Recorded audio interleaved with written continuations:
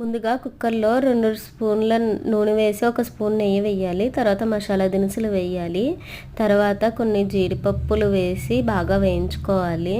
తర్వాత ఒక ఉల్లిపాయ వేసి వేయించుకోవాలి. పచ్చిమిర్చి ఒక 3 వేసి వేయించుకున్న తర్వాత అల్లం వెల్లుల్లి పేస్ట్ కూడా వేసి పచ్చివాసన పోయేంత వరకు వేయించుకోవాలి. కొంచెం సాల్ట్ వేసి వేయించుకుంటే పచ్చివాసన పోతుంది. తర్వాత టమాటాలు వేసి మగ్గించుకోవాలి. తర్వాత బంగాళదుంప ముక్కలు కూడా వేసి బాగా కలుపుకొని మగ్గించుకోవాలి. తర్వాత ధనియాల పొడి 1 టేబుల్ స్పూన్ గరం మసాలా వేసి బాగా కలుపుకొని కొత్తిమీర వేసి బాగా కలుపుకొని మగ్గించుకోవాలి. బంగాళదుంపలు మగ్గిన తర్వాత బియ్యం వేసి కలుపుకోవాలి. 1 గ్లాసు బాస్మతి బియ్యం అరగంట ముందు నానబెట్టి ఉంచుకున్నాను. దానికి గ్లాసు ముప్పావు నీళ్లు పొయ్యాలి. 2 విజిల్స్ రానిచ్చుకోవాలి. తర్వాత 10 నిమిషాలు వదిలేస్తే మగ్గిన తర్వాత వేడి వేడి బిర్యానీ రెడీ.